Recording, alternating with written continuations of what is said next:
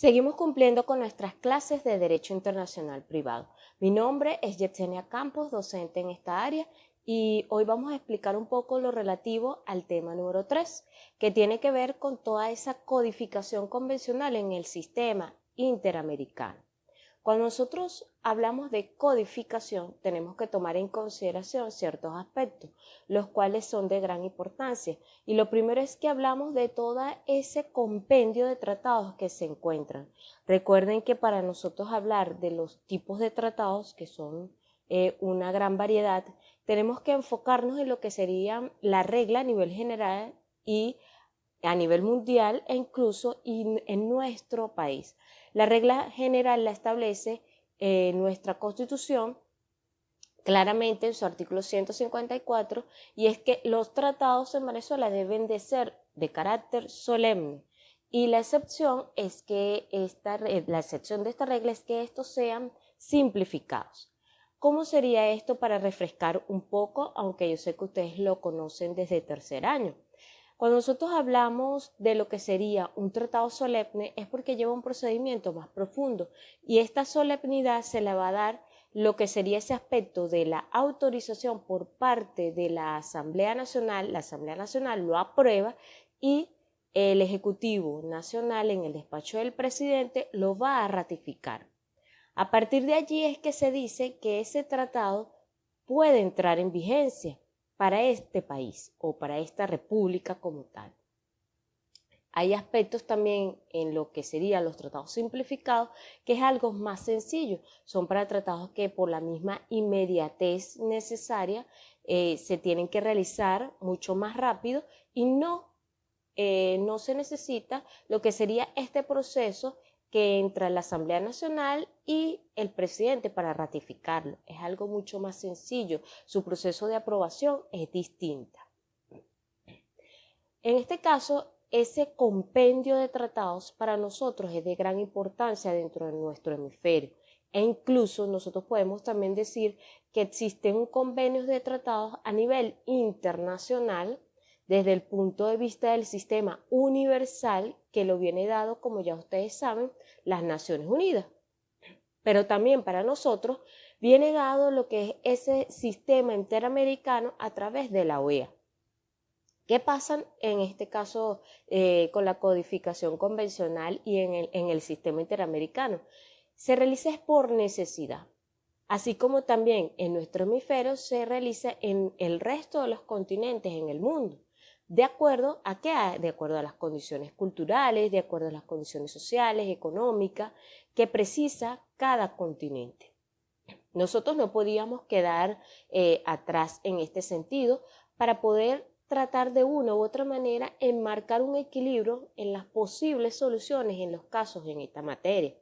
Por eso, esta codificación convencional va a ser de orden jurídico internacional y va a ser en el ámbito interamericano como actividad jurídica. Y de hecho es un gran acervo legal. Es de gran acervo legal porque si nosotros recordamos la clase pasada, nosotros decíamos que nuestra fuente principal en esta materia van a ser los tratados o acuerdos internacionales. Entonces, nosotros tenemos que tener ese acervo para poder dar respuesta entonces a esos particulares cuando tengan un caso concreto que resolver sobre esta materia. Entonces, aquí nosotros vamos a determinar un doble enfoque para hablar de esta codificación. ¿Cómo sería este doble enfoque? Es que obviamente se va a encargar de esa normativa de esta disciplina, como ya hemos comentado, todas aquellas materias que se encuentren inmersas en esta rama de Derecho Internacional Privado. Esos son los que van a versar estos tratados. Al mismo tiempo, se va a dar ese proceso más gradual y progresivo. En este caso supone la formulación de instrumentos internacionales sobre temas jurídicos particulares, recordando quiénes son los sujetos que se encuentran inmersos en esta relación o en estas relaciones de esta materia. Para poder hablar de todo lo que sería ese compendio de tratados o de toda esa codificación convencional, como también se le llama, tenemos que tomar en consideración dos etapas. Sería la etapa del globalismo y la etapa del sectorialismo. La primera etapa, que es la de vieja data, y sin embargo, hay todavía tratados que están aún vigentes que nosotros tenemos que tomar en consideración a nivel práctico cuando tenemos un caso con los estados de nuestro hemisferio, porque eso es otro, única y exclusivamente se van a materializar para estos estados que se encuentran en nuestro hemisferio. Tenemos que tomar en consideración entonces la primera etapa, que es el globalismo. Esa etapa empieza a partir de 1800 hasta acá. Nosotros decimos que el primer tratado que se va a versar sobre la materia es este Tratado de Lima. Nosotros decimos también que este Tratado de Lima nunca se llegó a firmar. Es un tratado que incluso Venezuela forma parte, pero en ningún momento se llegó a firmar por ciertos problemas de orientación personalista versus el territorialismo. ¿Cómo es esto? Ese aspecto estatutario que ya nosotros hemos comentado, que sí, cuáles serían los posibles factores de conexión para responder los casos concretos como la nacionalidad o el domicilio. Y para evitar lo que serían esas injerencias en la soberanía de cada uno de los estados, por eso no se llegó a un acuerdo definitivo. Pero es de gran importancia para nosotros porque es un proyecto que nos sirve de base en esta etapa que se va a enfocar con ciertos aspectos de idealismos, aspectos ideológicos para poder dar respuestas a los casos concretos. Nosotros hablamos de los tratados de Montevideo, son unos cuantos tratados. Tenemos que tomar en consideración que Venezuela no está suscrito, por ejemplo, a ese tratado de 1889, que es de los tratados de Montevideo. Pero, haciendo allí un paréntesis, Uruguay sí es uno de los países que allí, o los estados, que se encuentran inmersos en estos tratados. Y es de gran importancia para ese estado. E incluso nosotros como venezolanos sabemos que tenemos una ley interna sobre esta materia, que es la Ley de Derecho Internacional Privado.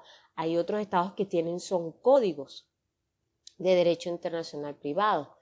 Aquí nosotros vemos que en el caso de Uruguay como estado, ellos no tienen ley de derecho internacional privado, sino que tienen este compendio de tratados de Montevideo que lo utilizan como normas generales en esta materia, como normas bases para dar respuestas a lo que sería todas esas dudas que se planteen. E incluso este tratado va o facilitó lo que eran aquellos aspectos en materia de ratificación. Y en materia de aplicación práctica, es cuando por primera vez de verdad se verifica la existencia de tratados y su aplicación como tal. Posteriormente tenemos lo que serían estos acuerdos bolivarianos. Nosotros sabemos que nuestro libertador Simón Bolívar tenía estos pensamientos de esa unificación no solamente territorial, sino también desde el punto de vista del derecho. Recordemos que Simón Bolívar era un hombre que tenía un pensamiento mucho más allá para los tiempos que él vivía.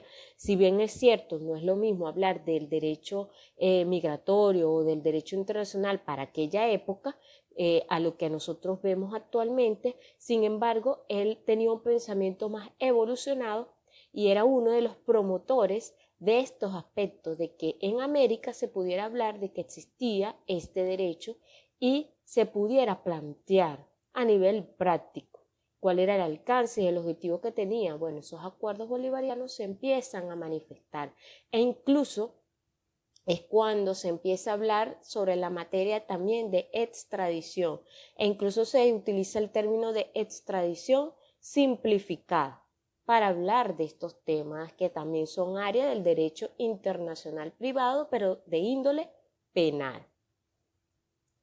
Tenemos que hacer aquí un paréntesis muy específico cuando decimos y hablamos de lo relativo al Código de Bustamante.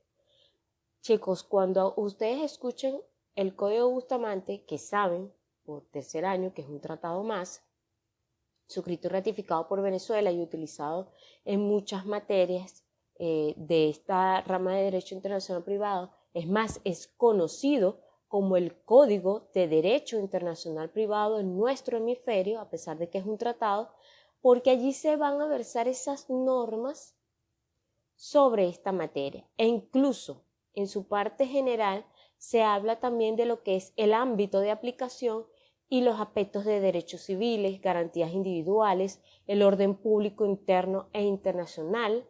Se habla también de todas esas normas voluntarias o de orden privado. Cuando hablamos en materia del arbitraje, cuando hablamos de ese principio que decíamos la clase pasada, del principio de autonomía de voluntad de las partes, está inmerso también aquí en este tratado del Código de Bustamante, además de la eficacia extraterritorial del mismo. Aquí se aborda mucho ese factor de conexión de la nacionalidad, se habla mucho de ese aspecto e incluso se ve ese aspecto tanto personalista como del mismo territorialismo. Hay algo bien puntual que quiero dejarles claro con lo que es el aspecto del Código de Bustamante. En la práctica, tiene 3 formas de aplicarse el Código de Bustamante. Ojo con esto.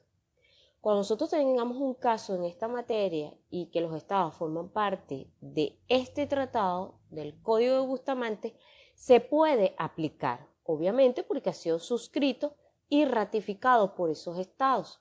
Nosotros eso lo sabemos porque este es un tratado que se encuentra vigente hasta la fecha, en pleno 2021. Pero ¿qué sucede también? Hay 2 formas más de aplicarlos para aquellos estados que no forman parte de este tratado, pero sí forman parte del hemisferio. Como por ejemplo, tenemos a Estados Unidos, tenemos a México y tenemos a Colombia.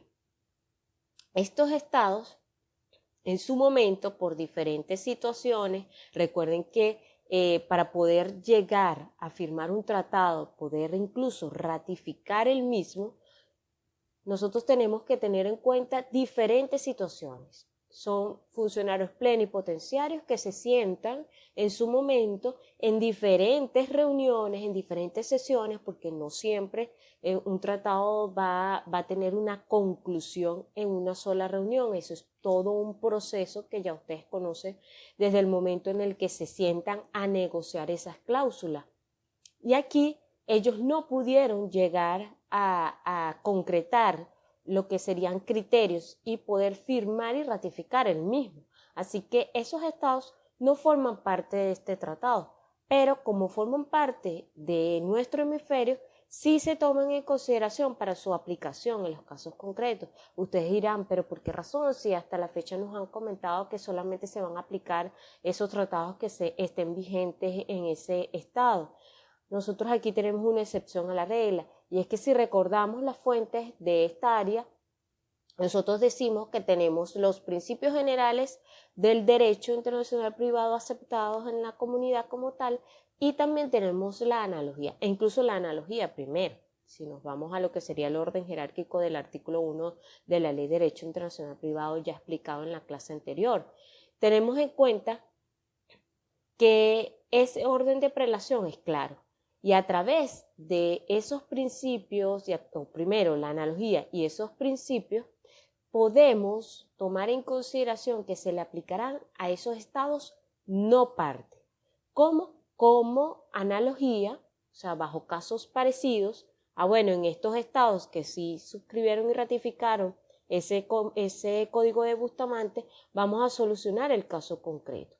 O a través de los principios generales del derecho como una norma o como principio generalmente aceptado, y se toma en consideración para esos estados que no suscribieron ni ratificaron este código de Bustamante, que para nosotros es de gran importancia para dar solución a los casos. Continuando con la siguiente fase o con la siguiente etapa, dejando claro la del globalismo, que fue toda aquella etapa ya de idealismo y de búsqueda de uniformidad en las normas, nosotros llegamos a 1975 hasta la fecha, serían todos esos tratados que se han dado. Esta etapa específica es la etapa del sectorialismo. Ya aquí se dan esta etapa conocida como pragmatismo. Se deja el aspecto dogmático desde el punto de vista ideológico y se va a tomar ya el aspecto pragmático. ¿Para qué? Para dar respuesta, para dar claridad en los asuntos. ¿En qué? En materia y utilidad práctica. Esto fue lo primero que se pensó para abordar también lo que es esa concepción universalista. Recuerden algo, que nosotros tenemos entonces un sistema, como ya les había comentado, dirigido por las Naciones Unidas, y ese sistema también tiene tratados en esta materia. Nosotros no podemos olvidarlo, solo que por cuestiones de tiempo, nosotros en nuestras clases no vamos a poder ubicar también lo que sería ese sistema universal que va contenido en lo que serían las Naciones Unidas y descrito, en lo que sería ese aspecto de las convenciones de La Haya. Y aquí vamos a desarrollar lo que sería ese sistema interamericano, como les dije anteriormente, a través sobre materias de utilidad práctica, pero también de concepción universalista, muy parecidos a entonces a esos otros tratados que son dispuestos de los estados que forman parte de las Naciones Unidas. Pero aquí, de acuerdo a la OEA, deja claro de lo que serían las materias ya concretas, como cuáles. Las primeras que se dieron aquí, letras de cambio, cheque, arbitraje comercial internacional. Nosotros sabemos de que desde que el mundo es mundo, existe el derecho comercial internacional. Claro, no de la misma manera que se comercializaba anteriormente, pero existe el comercio desde el punto de vista internacional y era necesario versar sobre esta norma también, o sobre este aspecto, cómo se dan esas negociaciones e incluso también se establece lo relativo a marcas, lo que es lo relativo a derechos de autor también, lo tomamos en consideración por aquí. Pero en lo que serían esos aspectos del arbitraje comercial, se toma en consideración también para aquello que nosotros habíamos comentado en la clase pasada, lo relativo a la lex mercatoria o lo que es el derecho sobre el derecho comercial internacional, que es de gran importancia, y había una necesidad sobre reglar en esa materia. Fueron también prioridad posteriormente todo lo relativo a las sociedades mercantiles, a contratos de transporte internacional de mercancías por carreteras, porque eso se daba mucho desde que el mundo es mundo, y los contratos internacionales, que de hecho este tipo de tratado en materia de contratos internacionales es uno de los más comentados a nivel práctico.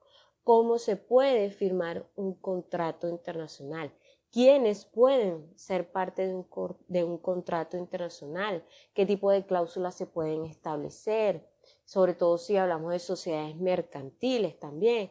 Cuando hablamos de contratos internacionales, nosotros también tenemos que abordar algo que ya les había comentado, que nuestra ley de Derecho Internacional Privado lo establece claramente cuando habla de las obligaciones convencionales. Esto había un vacío allí dentro de lo que serían esos tratados y ahora está regulado en esta etapa del sectorialismo, que es a partir, repito, de 1975 hasta nuestros días, hasta la materia actual.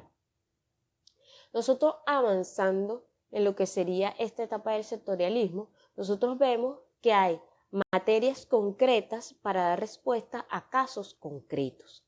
¿Qué sucede también aquí? Vemos en consecuencia que no solamente está el derecho civil, el derecho mercantil internacional, pero también lo vamos a enfocar desde el punto de vista del derecho procesal internacional.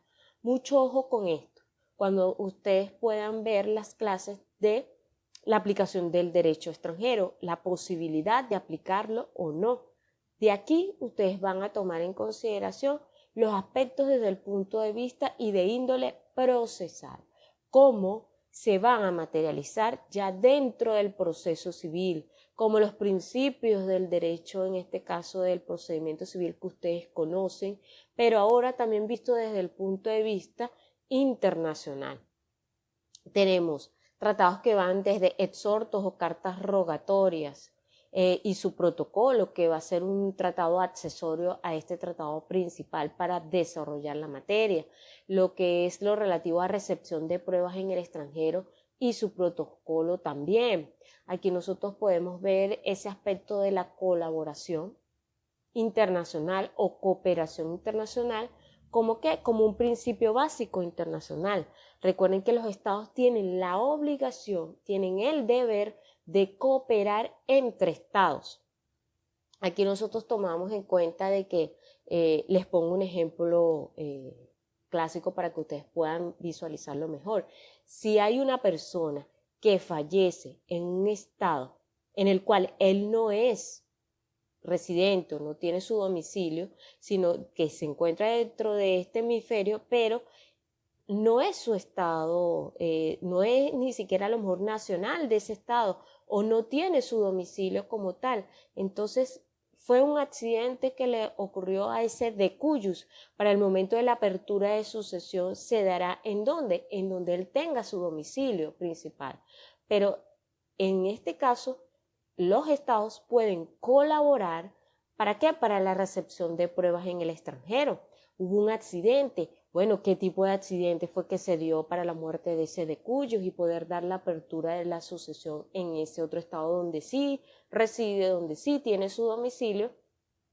Pero tenemos que tomar en consideración antes que existen esas pruebas pertinentes que ayudarán al proceso como tal. Y entonces, ¿qué podemos también nosotros determinar aquí? Que entre los tribunales pueden realizar o utilizar la figura que ya ustedes conocen a nivel procesal del exhortos o las cartas rogatorias. Infórmame qué sucedió, cuáles fueron los hechos, cuáles fueron las diligencias que se presentaron para determinar los hechos específicos en el caso concreto.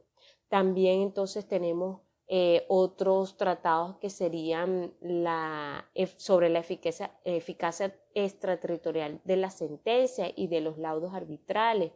Hay también tratados sobre materia de poderes, cómo son esos poderes y que pueden ser utilizados en el exterior. Recuerde que en nuestro caso, como venezolanos, hemos visto mucho esa materia de orden migratoria y nosotros no podemos actuar como abogados aquí en Venezuela si esas partes que se encuentran fuera no nos envían un poder especificando el tipo de autorización que sea amplia y suficiente y nosotros poder actuar dentro del proceso respectivo. También lo que sería el cumplimiento de medidas cautelares, muy, muy importante a nivel procesal, lo que son pruebas e información acerca del derecho extranjero. Bueno, explícame cómo es ese derecho extranjero. Recuerden lo que yo les decía en una de las clases, el juez conoce derecho, pero de su derecho interno. Entonces ahora le toca investigar, le toca analizar y le toca determinar si puede o no aplicar ese derecho extranjero. Aquí tenemos un tratado que nos va a ayudar o le va a ayudar en todo caso a los operadores jurídicos o judicial para dar respuestas a ese derecho extranjero y utilizar también lo que es el derecho comparado, lo que es la competencia de la esfera internacional para la eficacia extraterritorial de las sentencias extranjeras. Todos estos tratados, repito, les va a servir para los temas de aplicación del derecho extranjero, normas o leyes de orden público, todas aquellas otras limitaciones que existen a la aplicación de ese derecho extranjero, también a lo que sería la posibilidad de fraude a la ley, que exista el fraude a la ley de derecho internacional privado y aquella posibilidad de evitarlo también a nivel procesal y de desvirtuar y desmontar, ustedes van a utilizar mucho esos términos, desvirtuar y desmontar ese fraude a la ley. ¿A través de qué? A través de estos dispositivos o de estos instrumentos que son tratados y acuerdos internacionales a nivel de procesal internacional. Hay algo también, o una crítica, mejor dicho, que se le hace a lo que sería este aspecto a nivel procesal, y es que no se regula sobre lo que es la jurisdicción directa, es decir, la competencia procesal internacional.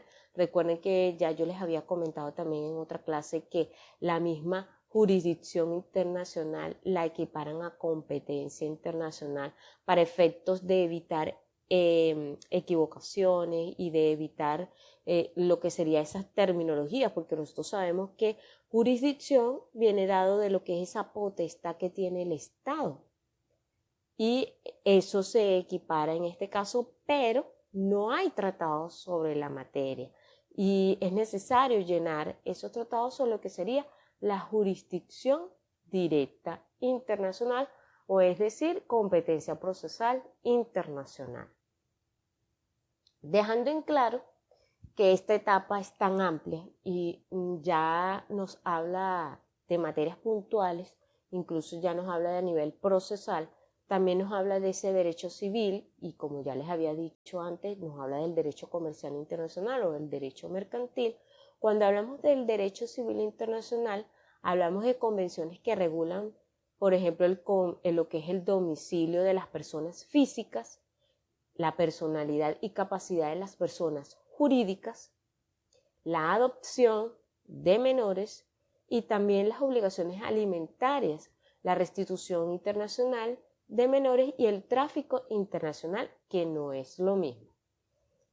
¿Qué sucede en este caso o con este grupo de tratados en materia de derecho civil y mercantil cuando aquí hablamos de lo que sería también de la personalidad y capacidad de personas jurídicas, no solamente de personas físicas naturales, sino que aquí hay normas de derecho material y de carácter auxiliar? ¿Para qué? Para resolver ese conflicto específico. Y aquí se aumentan esas normas materiales para dar respuesta. Recuerdan que las normas materiales son las que a nosotros nos van a identificar cuál es en sí la solución del caso. Algo que no hace la norma de derecho internacional privado, que es formal. Eso lo vamos a ver en la clase que viene, que es sobre la teoría de la norma de conflicto. Pero en estos tratados nos determina mucho más lo que son esas normas materiales para poder dar la solución ya directa e inmediata de los casos en concreto. A partir de aquí en Venezuela se promulga la ley que ya les he comentado en varias oportunidades, como es la Ley de Derecho Internacional Privado. Esta ley que se adopta también toma en consideración las fuentes que ya nosotros conocemos y toma en cuenta lo que serían esas realidades del país.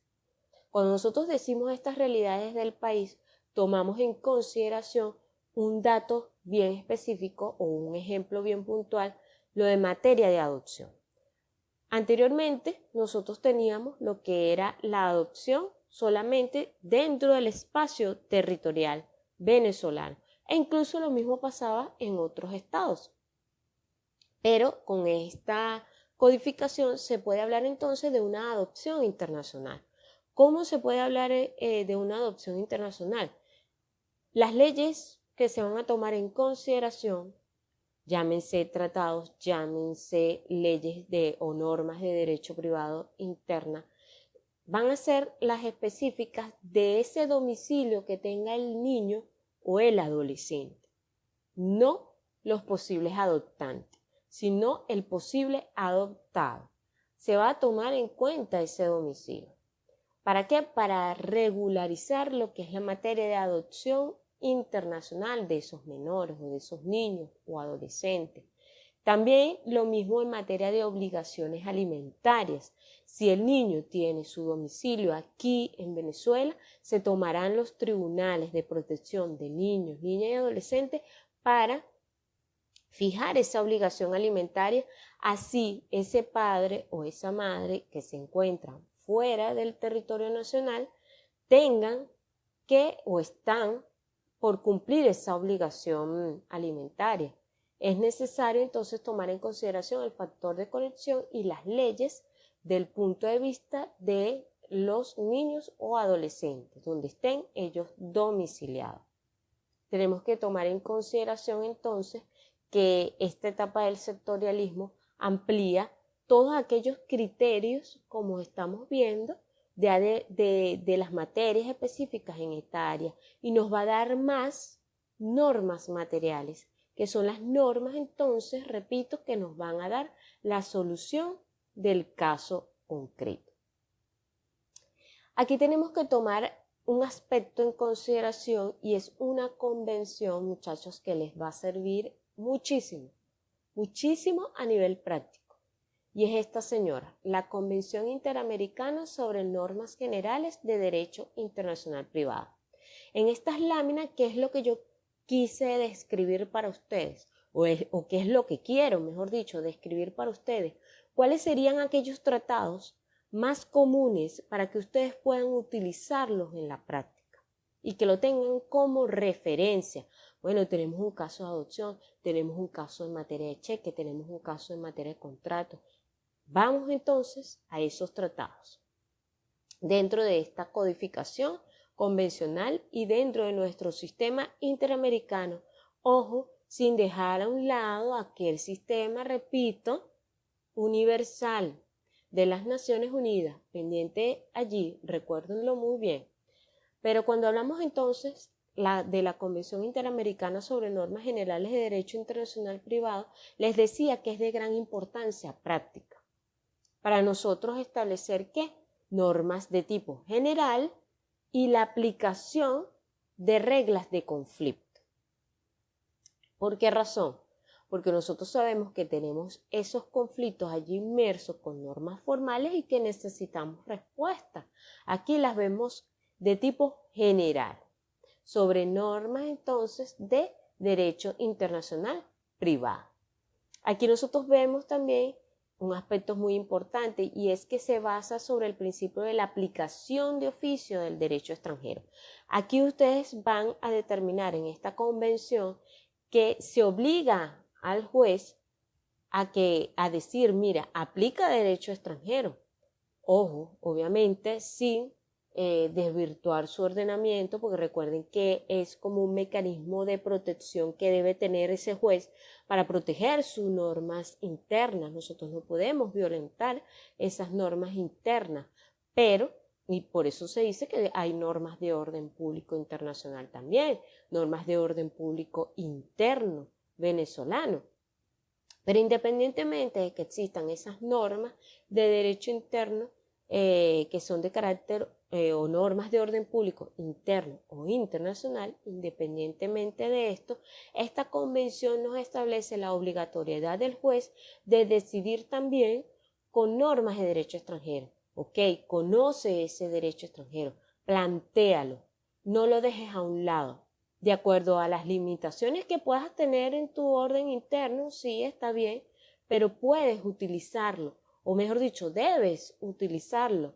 También debes dar lo que sería ejecución posible de sentencias extranjeras, homologarlas en todo o en parte, porque sabemos que las sentencias se pueden ejecutar de esa manera, de acuerdo al contenido que éstas tengan, si es posible, si son instituciones viables y posibles para nuestro Estado venezolano.